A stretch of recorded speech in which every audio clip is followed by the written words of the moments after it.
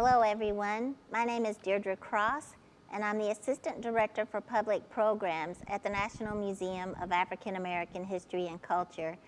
And it's a pleasure to welcome you here to talk about the creation of a Juneteenth playlist. In fact, the title of this program is Tuning Into Juneteenth. At the museum, we're very interested in all the ways that we can help establish Juneteenth as a cherished holiday in your own home, and we're inspired by the senses of Juneteenth, the look, the experiences, the taste, and the sound of Juneteenth. We feel that whatever you do to make this holiday special at home, you should never be without music. And so to talk about the creation of a Juneteenth playlist and playlists inside the museum in general, I'd like to introduce a couple of my colleagues, starting with Stephen Lewis, who is the curator of performing music and the performing arts at the museum. And joining him is Herman Maroney, who is the acting assistant director of visitor services. Welcome.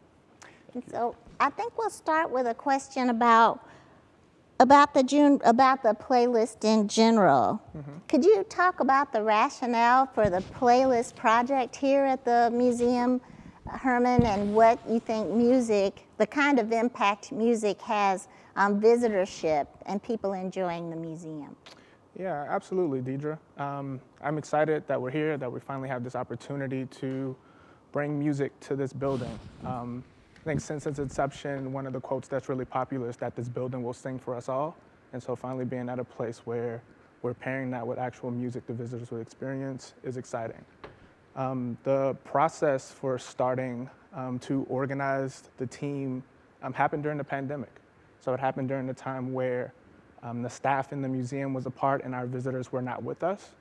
And this idea that when we came back, it would be important to make sure, of course, that safety was a top priority, so that our staff were safe and secure here, and that we would be in a position to make our visitors feel safe and secure.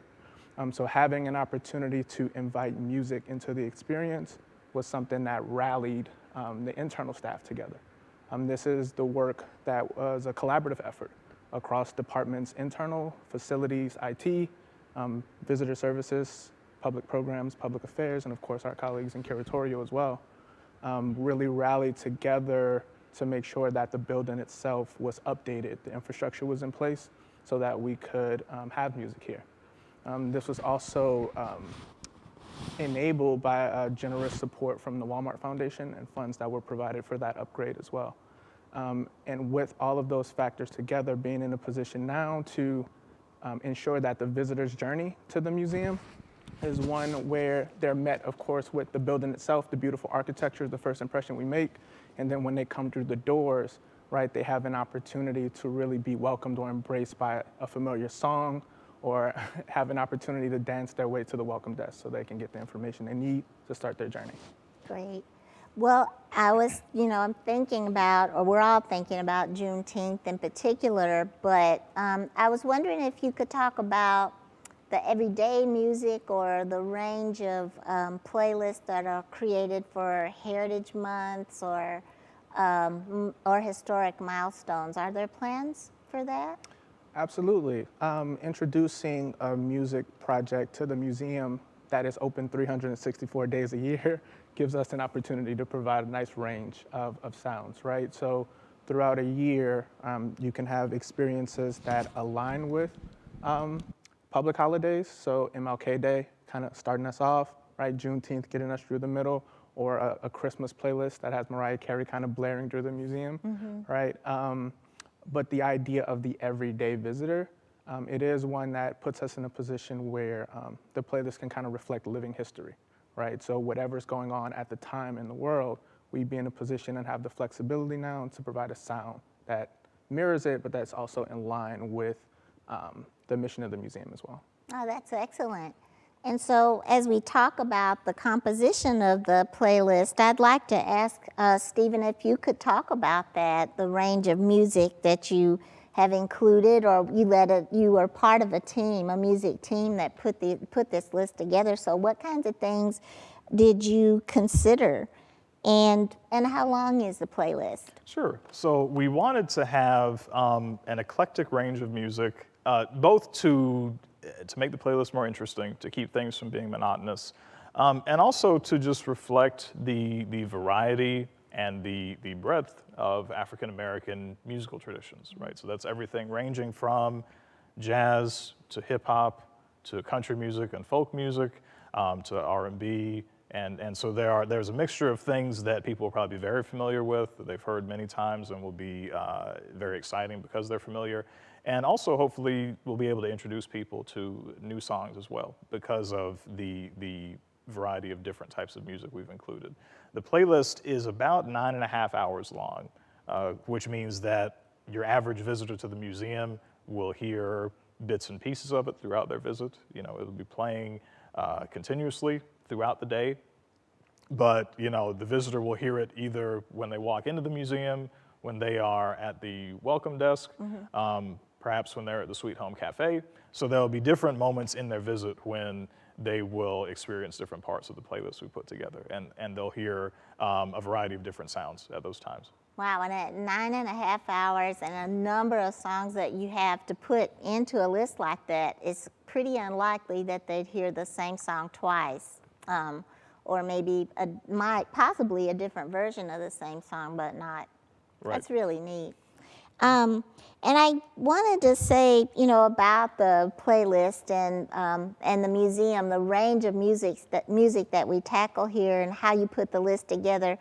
Would you say it's analogous to the way someone might approach putting together a playlist at home? Definitely. I mean, we used the same kind of approach or technique that any person could use to put together a playlist for a family gathering for Juneteenth, for example.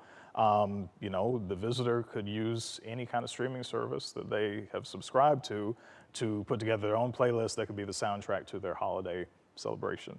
And so we hope they will. We hope that this will be an inspiration for them to commemorate Juneteenth through music at home.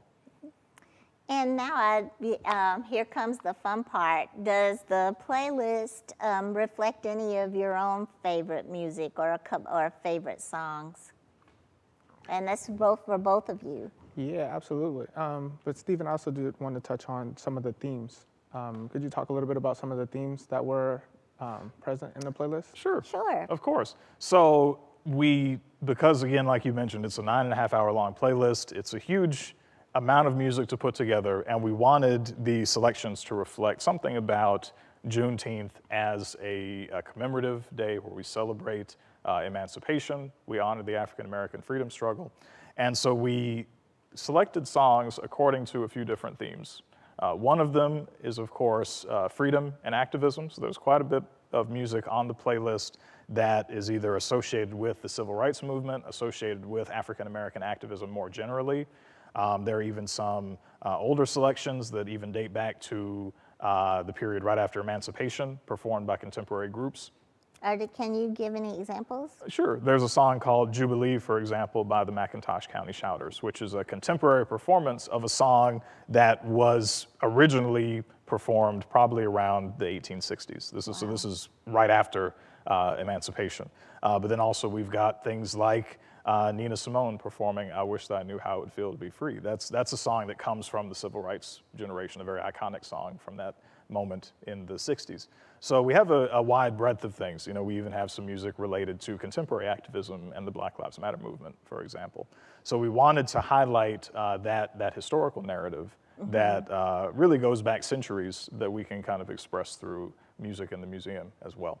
Another one of our themes was family, of course, because an important part of Juneteenth celebrations, both of the past in African American communities, hopefully contemporary celebrations now that Juneteenth is a national observed holiday, is families gathering together and just celebrating each other, right? So we've included songs that just kind of have that, maybe songs you'd hear at a family reunion, you know, maybe songs that celebrate themes related to the family, things like Bill Withers' song "Grandma's Hands," you know, songs like "We Are Family," for example. So things that Sister Sledge. Exactly. So basically highlighting and celebrating those family connections that have always been an important through line in African American history, and that Juneteenth in particular and emancipation, one of the first things that recently freed people did was try to reunite their families. So we wanted to emphasize that. And then the third theme is much more broad, which is musicians from Texas, because we wanted to highlight the roots of Juneteenth and the Juneteenth holiday in emancipation of enslaved people in Texas in particular. So for people who don't know, Juneteenth gets its start when the people who were enslaved in Texas are made aware of the end of enslavement, after every other part of the country had been made aware. So this is the end of enslavement in America, when the final people to know are let know, and then they celebrate their freedom. So artists from Texas includes everyone from Beyonce to Scott Joplin to Roy Hargrove. So a lot of different genres and styles. Texas itself is such a huge state in which there are many different cultural regions. So we've tried to celebrate that heritage as well and point back to the roots of the holiday. Oh, that's great. So now we can get to the question. Thank you for that, Herman. Absolutely. My answers were tied to his. I needed him to set me up. So now let's talk about that. Do any of your favorite songs show up on the playlist? Yeah, absolutely. So keeping with the theme of the playlist itself, Freedom is a big song. So Freedom by John Baptiste definitely went #1. And I would say I'm biased in the fact that I'm from New Orleans. John Baptiste is representing New Orleans. But then I also love the idea of it being a very upbeat song, dancer-friendly song. And again, I have this vision of visitors walking to the museum, making it through security, hearing that song play, and dancing on the way to the welcome desk, right? Really making sure that they not only feel safe, but comfortable in this museum, right? Yeah. So that makes me happy. But then also Freedom by Beyonce and Kendrick Lamar as well, right? Again, keeping with that theme of activism, I know that song, it really resonates in a really great way. It has a power to it. And the idea that, again, that in Heritage Hall in the museum, that those two versions of freedom can kind of coexist within the space is really exciting. The theme of family. It's family affair, but then both versions. So Mary J. Blige's Family Affair, right? The idea of, again, getting crunk up in this dancery, right? That happening on the way to the welcome desk. Yeah. But then simultaneously, Sly and the Family Stone, right?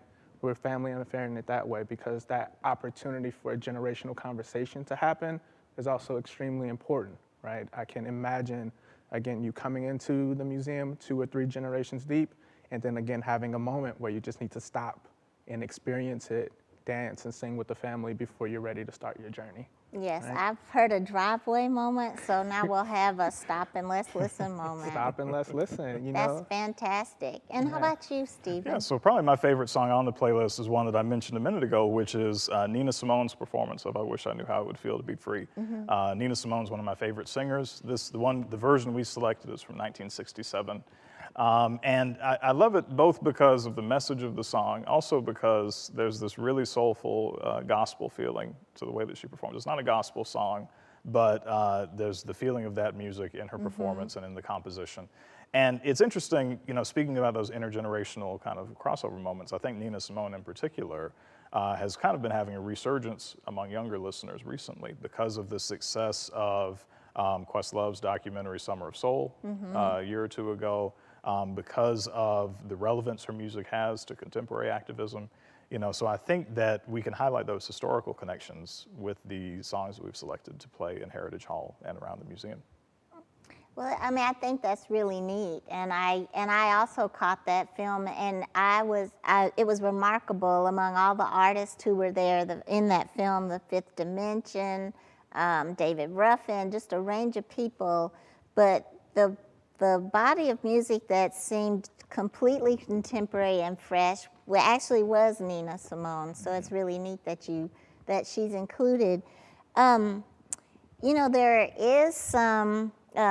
It's not just art. There is actually some technique to putting together a playlist, something that keeps you from being fixated on a particular artist or a particular song. So can you share some tips for how to avoid that and keep your playlist as eclectic as your day of activities. Sure, sure. So I'm definitely someone who gets fixated on, you know, either a particular song or a particular artist or a particular album that I'm listening to.